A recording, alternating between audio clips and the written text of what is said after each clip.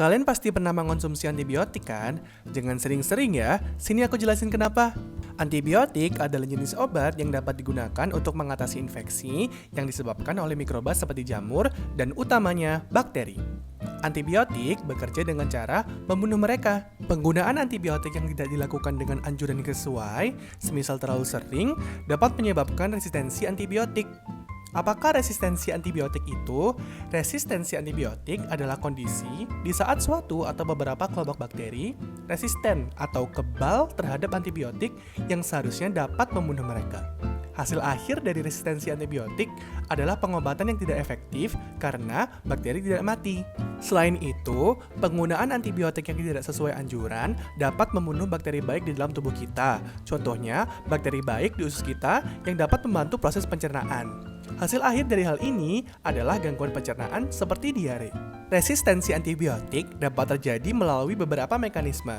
Berikut adalah beberapa prosesnya. 1. Kuman dapat membatasi akses antibiotik dengan mengubah jalan masuk atau membatasi jumlah jalan masuk.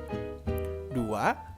Kuman dapat membuang antibiotik dengan menggunakan pompa di dinding selnya untuk mengeluarkan obat yang masuk ke dalam sel. 3. Kuman mengubah atau menghancurkan antibiotik dengan enzim, yaitu protein yang dapat merusak obat.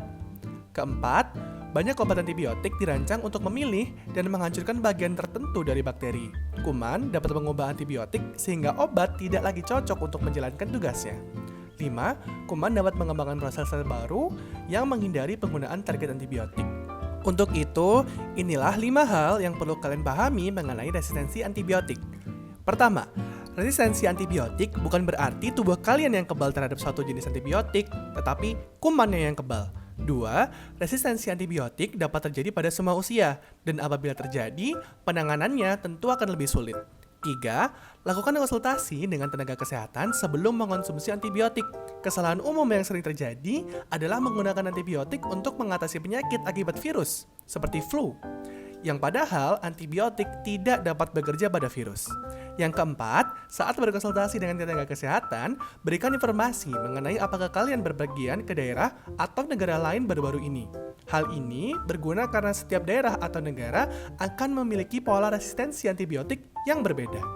Dan yang terakhir, kalian dapat mencegah terjadinya resistensi antibiotik dengan kiat-kiat berikut.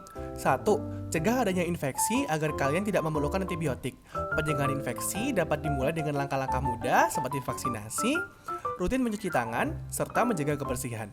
Kedua, ketahui faktor risiko yang ada pada diri kalian, serta segera hubungi tenaga kesehatan apabila terjadi perubahan kondisi kesehatan. Yang terakhir dan paling penting, apabila kalian memerlukan antibiotik, lakukan dengan konsultasi ke dokter terlebih dahulu dan konsumsi sesuai anjuran yang ada. Untuk informasi lebih lanjut, silakan kunjungi situs web berikut.